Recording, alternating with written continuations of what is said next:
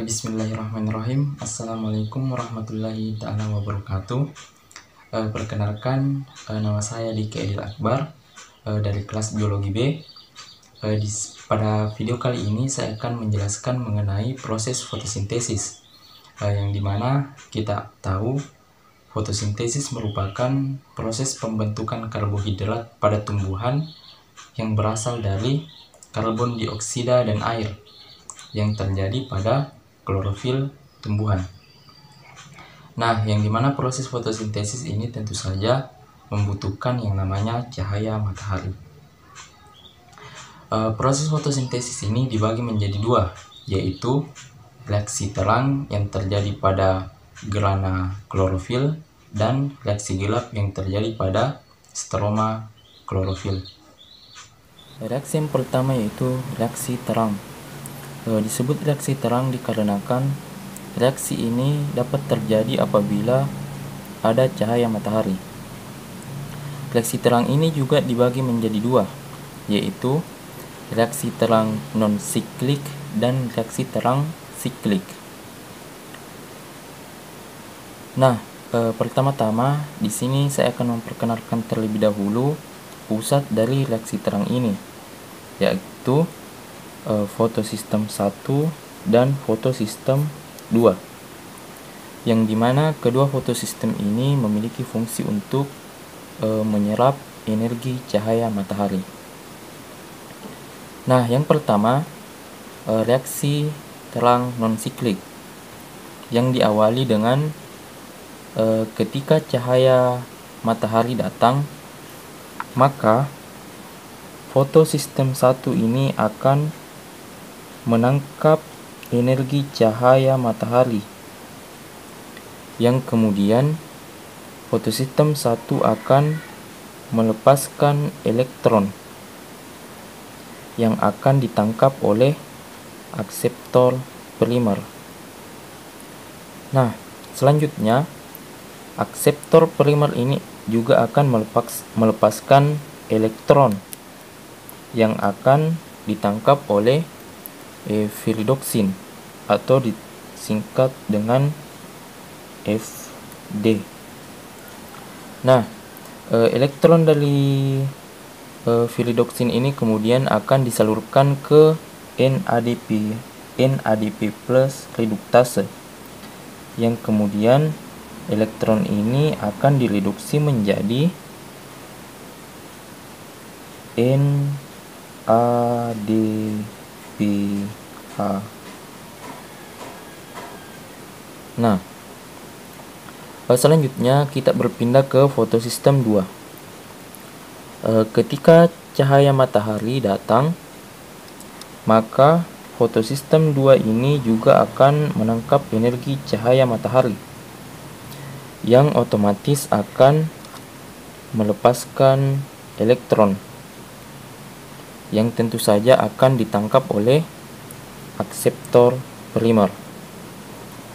Nah, selanjutnya akseptor primer juga di sini akan melepaskan elektron yang akan ditangkap oleh plastoquinon atau disingkat PQ. Plastoquinon juga kemudian akan melepaskan elektron tersebut dan ditangkap oleh sitokrom. Nah, sitokrom juga kemudian akan menyalurkan elektronnya kepada plastosionin atau disingkat PC. Nah, ketika fotosistem 1 tadi ini melepaskan elektron, otomatis fotosistem 1 ini akan kekurangan elektron. Nah, kekurangan elektron ini kemudian akan diisi oleh elektron yang berasal dari plastosionin. Nah, selanjutnya penyaluran elektron dari PQ sitokrom sampai ke plastosionin ini akan menghasilkan ATP.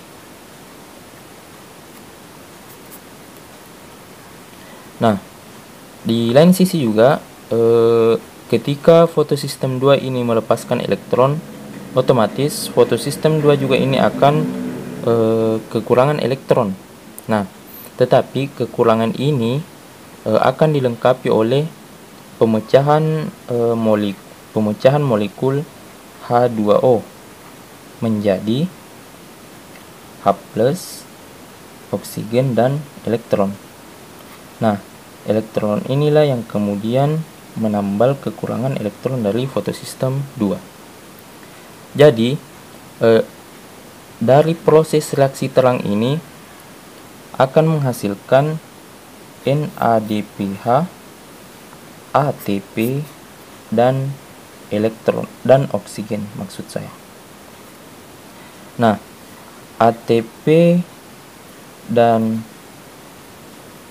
NADPH ini kemudian digunakan ke dalam proses reaksi gelap.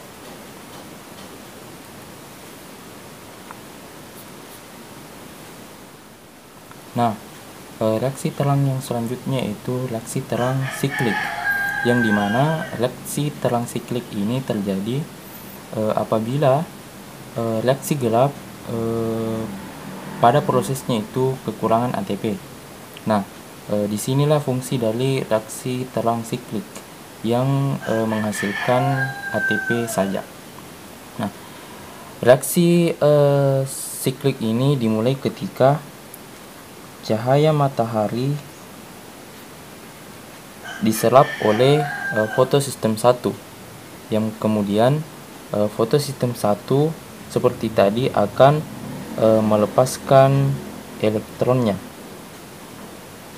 yang akan ditangkap oleh akseptor primer. Nah, kemudian akseptor primer ini akan melepaskan elektron juga yang akan ditangkap oleh filidoksin.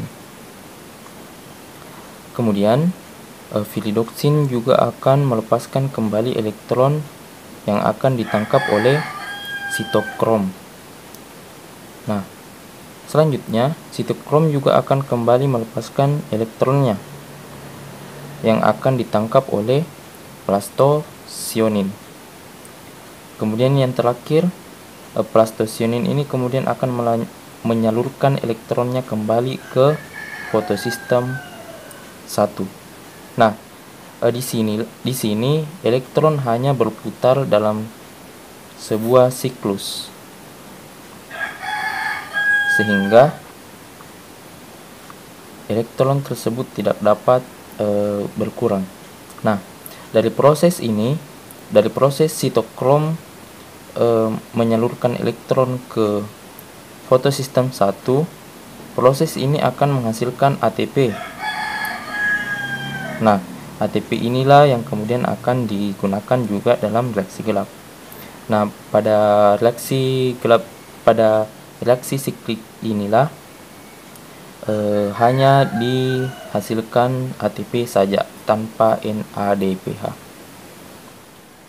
Nah, reaksi selanjutnya pada fotosintesis yaitu reaksi gelap, atau sering kita sebut sebagai siklus Kelvin, yang dimana proses ini terjadi pada stroma klorofil. Reaksi gelap ini merupakan proses pengubahan karbon dioksida dan komponen-komponen lainnya, lebih tepatnya yaitu ATP dan NADPH yang dihasilkan dari reaksi terang tadi, yang dimana diubah menjadi gliseraldehid 3-fosfat atau bahan baku pembentukan glukosa pada tumbuhan. Nah, siklus Kelvin atau reaksi gelap ini dimulai ketika 3 molekul karbon dioksida ini disatukan dengan 3 ribosa bifosfat, yang dimana akan menghasilkan 6,3-fosfogliserat, yang dimana proses ini dikatalis oleh enzim yang bernama enzim Rubisco. Nah, kemudian 6,3-fosfogliserat ini diubah menjadi 6 gliseraldehyde 3 fosfat. Dalam proses ini dibutuhkan 6 ATP dan kemudian menghasilkan 6 ADP. Selain itu, proses ini juga membutuhkan NADPH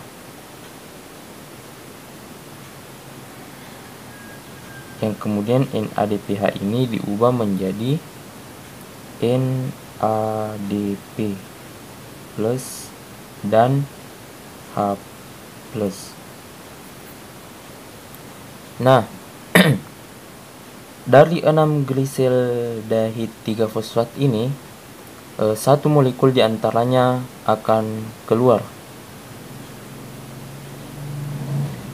dan sisanya, lebih tepatnya 5 gliseraldehyde ini akan diubah kembali menjadi 3 ribulosa bifosfat, yang dimana proses ini membutuhkan 3 ATP dan menghasilkan 3 ADP. Nah, kembali ke satu molekul gliseraldehyde 3 fosfat tadi yang keluar. Satu molekul inilah yang kemudian akan diubah menjadi glukosa atau karbohidrat. Nah, dari proses reaksi gelap ini maka dihasilkan 6 ADP, NADP, glukosa. Nah, itulah tadi penjelasan mengenai proses fotosintesis.